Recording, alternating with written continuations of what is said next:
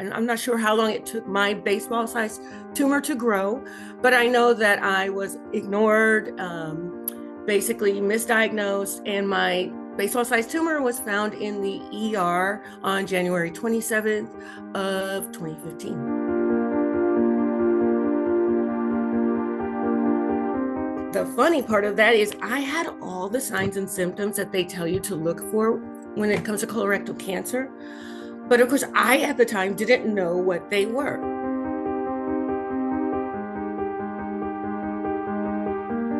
They would just tell me, like, change your diet, or they would give me, like, one doctor gave me an antibiotic when I said, I think I see some blood. Oh, he thought maybe, you might have a stomach flu. I'll give you some antibiotics. I saw a doctor that said, you probably have hemorrhoids. So this is the diagnosis that I thought I had.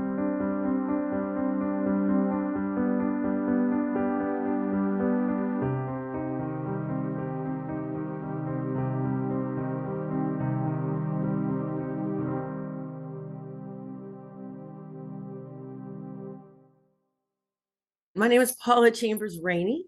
I am a colorectal cancer survivor. I was diagnosed in January of 2015. I am in love with my best friend and my partner, Lara. We've been together. We celebrate this year 38 years, and we celebrate 10 years of marriage in October. When I would have these painful gas and just like really irritated stomach and stuff, I would automatically blame myself, blame what I ate, blame what I drank, whatever. And so I would dismiss it a lot of times. But when I started to have really more painful symptoms, especially with the gas, I remember telling my wife, I feel like the gas, I'm having gas and it's going up, like it's getting trapped. And I said, there were times when it hurt so bad, I wanted to scream.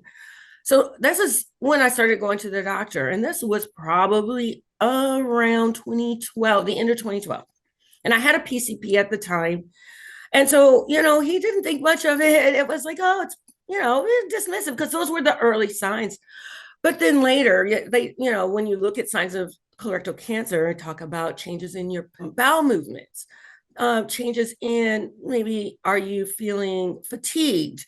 Do you have like really painful gas or smelly gas? There's different, stomach irritations, painful stomach pains on a specific side or in a specific area. There's different things that you can look for. But the main things are like blood in your stool, which I didn't have at the time. So I saw the doctor when I could. When I thought the pain was pretty bad, I would get told, oh, you probably have a stomach flu in the beginning. So it was a lot of like, take some Tylenol or have some Pepto. And then when I started to see signs of blood, it was probably around 2013, late 2013, I was starting to see signs of blood. Well, I was having like straining poop, or sometimes I would have diarrhea, or sometimes I would be constipated. It was just a mix of these things. I now know that a lot of people who are under the age of 50 back then would be told, because they were too young, oh, you probably have IBS. Oh, it's probably hemorrhoids. Oh, you just have gas. Oh, I'm sure it's nothing. Oh, you're too young. So I heard a lot of that over that whole year. You're too young. It's IBS. I was on antibiotics by the time 2014 came around, from the different doctors I had seen in 2013 as well. I had been on antibiotics a total of 9 months. 9 months here and there from different doctors. There were times throughout that, from 2013 all the way till I ended up in the ER, that the pain would be worse than others, and I would have to go to an urgent care because I just didn't understand it. Those in 2014, I went to an urgent care or an emergency room at least 6 times. Those first 3 or 4 times, it was like, oh, they would say, I'm sure it's gastritis, or they would say something with the stomach, and they would send me home with antibiotics and painkillers. Those last 3 times, it was, you've been here before.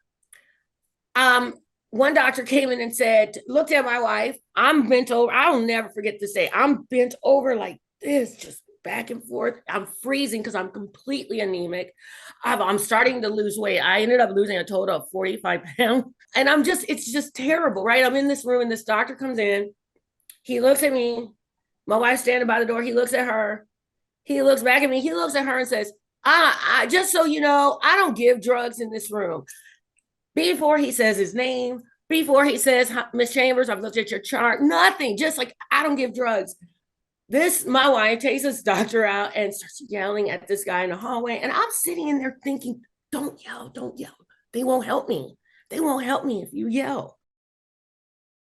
I've experienced a lot of bias in my life in medical care. I've experienced straight up racism in this quest. In that 2014, in that year, I had one of those doctors at that hospital, at one of these places, tell me, did you tell me you were gay? So listen, it doesn't matter what's wrong with you because you're going to hell. Right? I had doctors straight up tell me I'm looking for drugs. I had people tell me, just ignore me, dismiss me. So, in that year, I got this job and I was just having such a hard time at the job. I was thinking it was me. I can't keep up. I'm not that old. What is happening? Right? Then I'm starting to see like my hands are turning white. Oh, maybe I'm working too hard. Maybe planning for the weddings too much. Maybe thinking about going to schools too much. But the doctors keep telling you you're okay. Now I'm starting to get depressed because I don't feel good. And I'm not pulling my weight. I'm not helping my wife like I should be. This is how I'm feeling. But I'm not feeling good all the time. I'm telling people I can't do things. But the doctor says you're okay. The doctor says you're okay. So it's starting to mess with my head. So then I don't want to tell people when it's really bad. So then I'm hiding it, which is making it worse.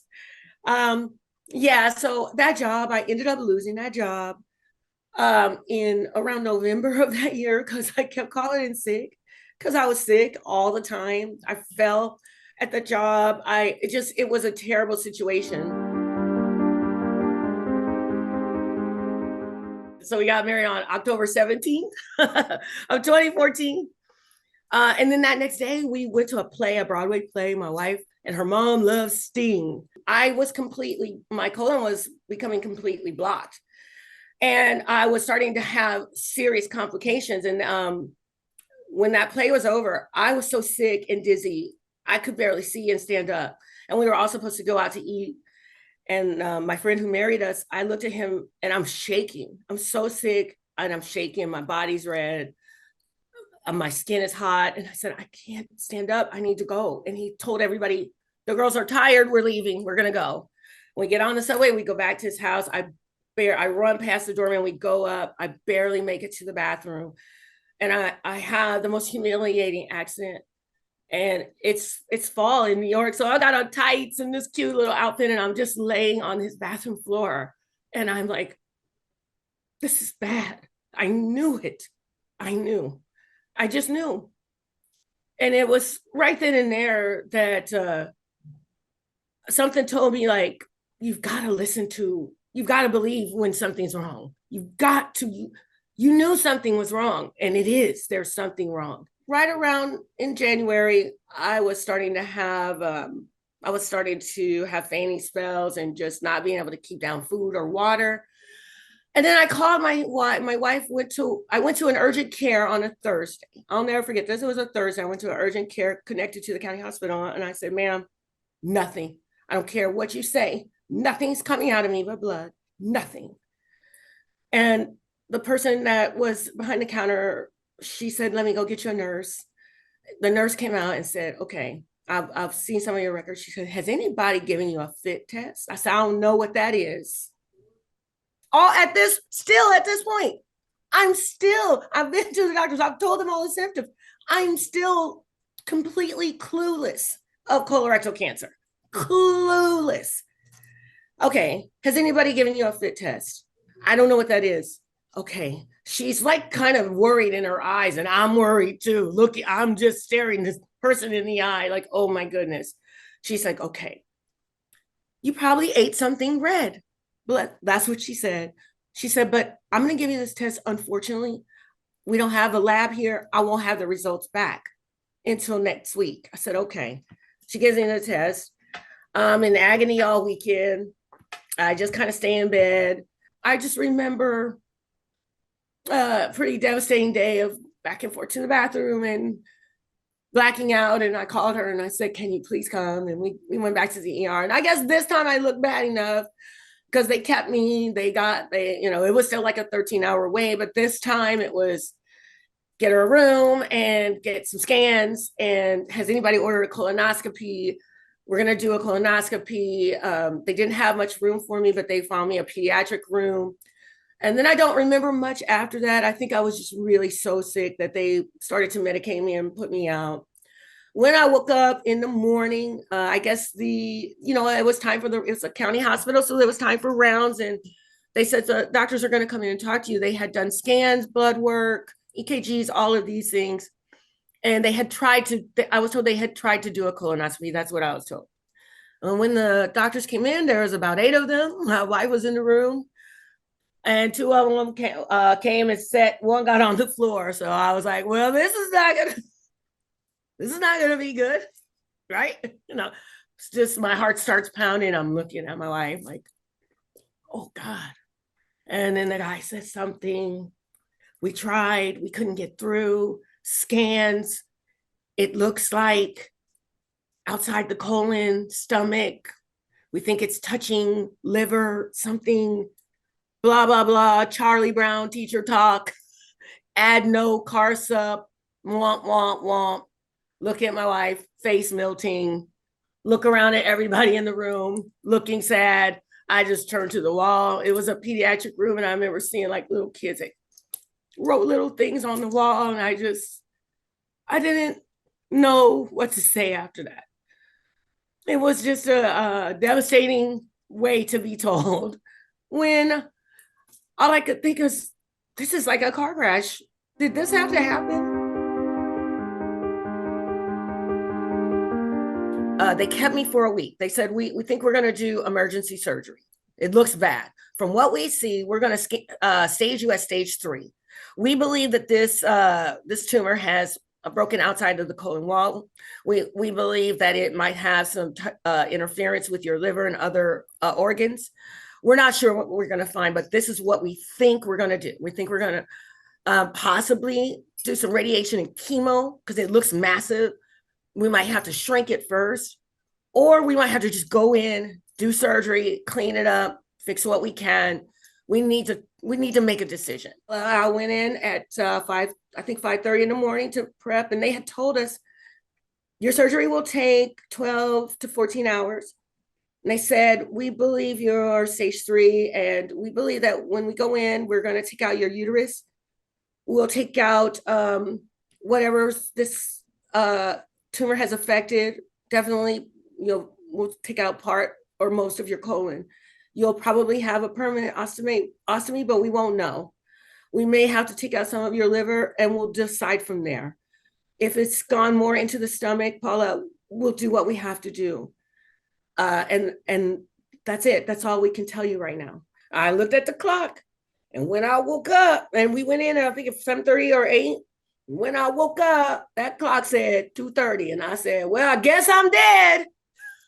That's the first thing I said when I woke up. Because the clock didn't match what they said. And I was a little hazy. So I was like, well, I guess it didn't make it. I said, why am I still in this hospital? And the nurses come running over. Miss Chambers, no, you're not dead. It's okay. Wake up. Wake up. Your doctor will be here. He'll explain everything. And he came in, and I'm like, what is happening? This isn't what you said. And they said, okay, we'll talk to you about it. But when we got in, it wasn't what we thought. And then later I told Laura, what happened? And she said, the doctors came to her about 4 hours into the surgery and told her, so we're about 4 hours in, and this is what we found. The tumor is encapsulated in her colon. It has not broken outside of the colon wall. Her body is completely swollen from this. I mean, she is blocked.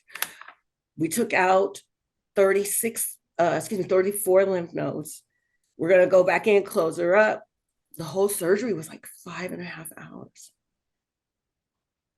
The tumor was encapsulated. They took out 34 lymph nodes. When we got the pathology back, there was no cancer in any of the lymph nodes.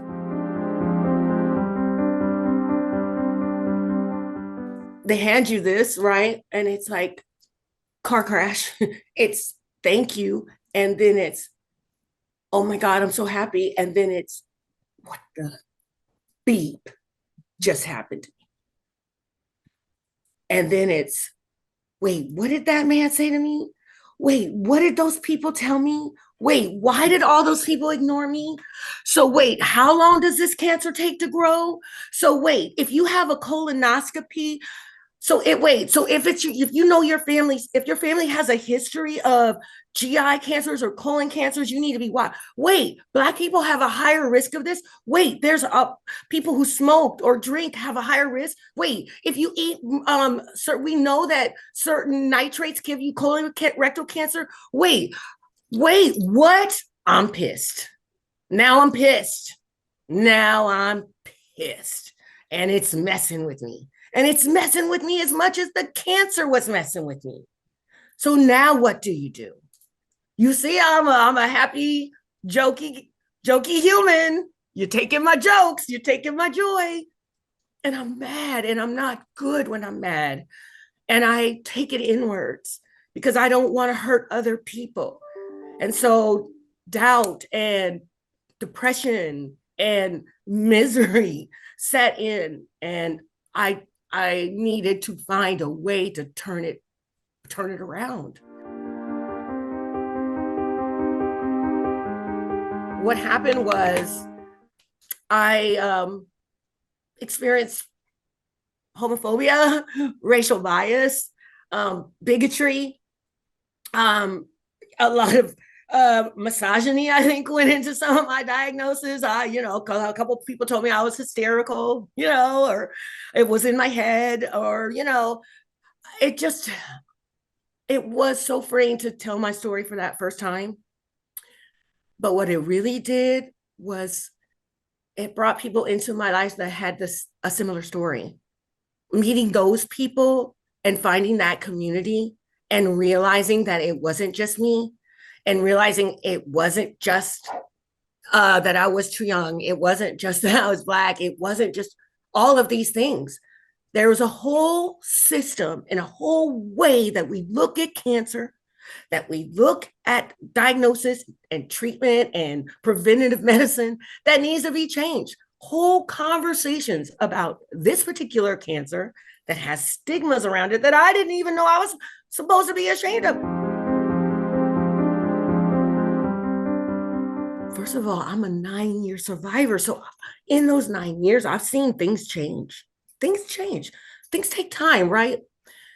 But it really is sort of like pulling a Band-Aid off of a wound, and then, the wound has to heal, and we've got to treat it and give it light. And really, we have to uncover some of the issues that we're dealing with. And I think it's important for anybody in the healthcare field, especially here in the United States, to take a look, because we all have them, at our own biases, right? It's okay to look at the things within ourselves that we need to take a look at. Because I think innately most people who go into healthcare do it because they want to. It's their calling.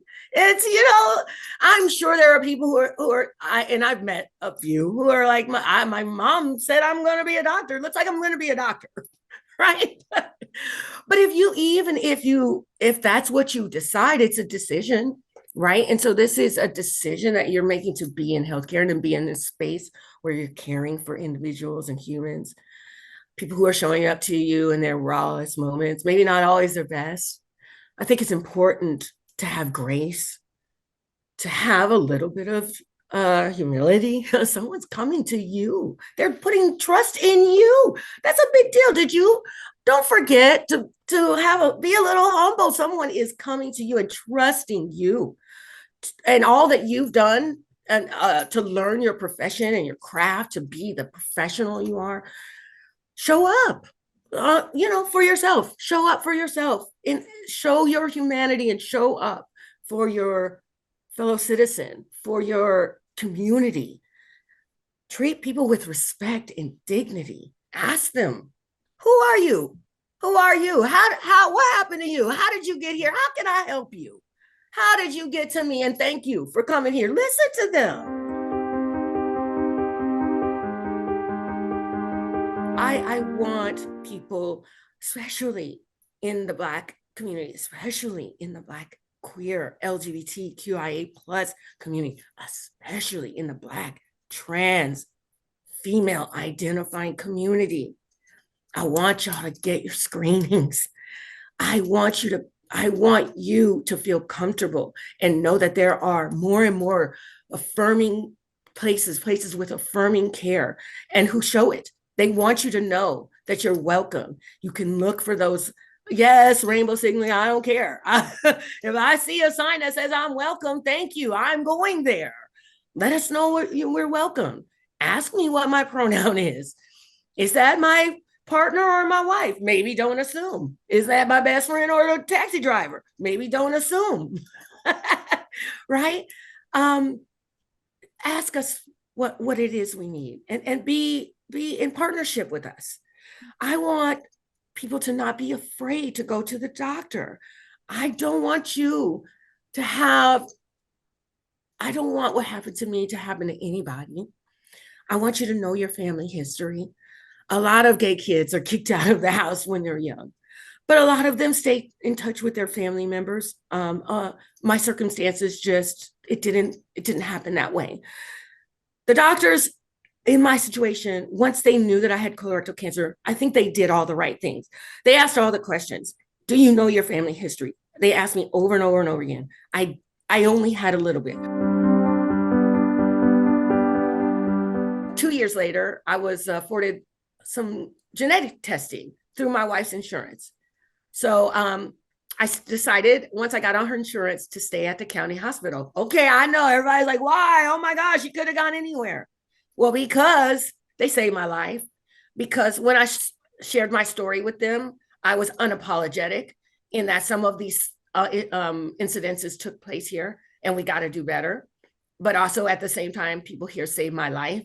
And I'm not leaving. And I had found my team. Do you know how hard it is to find teams of doctors that you trust and care for? I feel like when you find that, you hold on to it. 2018, they said, Paula, we're the county hospital in conjunction with UT Health now offers genetic testing. We have a cancer test called the Irritated test. And you qualify. Let's do it. Because we think you have a genetic component. We tested you for Lynch. You didn't have Lynch. So we thought, okay, but let's do this. So we did the Irritated test. It's, I think, an 84 panel test. No genetic markers. That same year, my father-in-law bought us a 23andMe test. I get the 23andMe test back, and I'm looking at it. I said to Laura, does this say brother? I already have one brother that I knew about. There was another one and it said brother. It said, this is your brother. And I'm like, oh my gosh. And so there was a cousin on there. She contacted me and we talked and she let me know about just what was going on with the family. And she told me you have a brother. His name is David. David knows I'm talking to you today. So I'm allowed to share this part of the story with you. He's a stage 3 ostomate. He has stage 3 colorectal cancer. I just want to leave you this. It's a scary word. Cancer is a scary word, but it's a word, right? And people survive and thrive and live with cancer. We're called survivors from the day that we are diagnosed, right? So from that day of diagnosis, I have a choice. I had a choice. And my choice was, I'm gonna live with this or I'm gonna let it take me. Those were the choices that I had. And I needed to find a way to live with it. And I did. But I didn't want to just live. I wanted to thrive. So I want you to know this. If cancer is something that you're just afraid of and it's why you're not getting screened, you're doing yourself a disservice. I think the most important thing is this. Advocating for ourselves is a right. You have the right to advocate for fair treatment, humane treatment. You have a right to advocate for yourself, and nobody is going to care for you the way you'll care for yourself. So put you first. Always put you first. Put the mask on first and take care of yourself first. Nothing can be healthy and whole until you're healthy and whole and okay with your surroundings, with your doctor, with your treatment and your care. If you're not comfortable, say so. That's what I want people to know.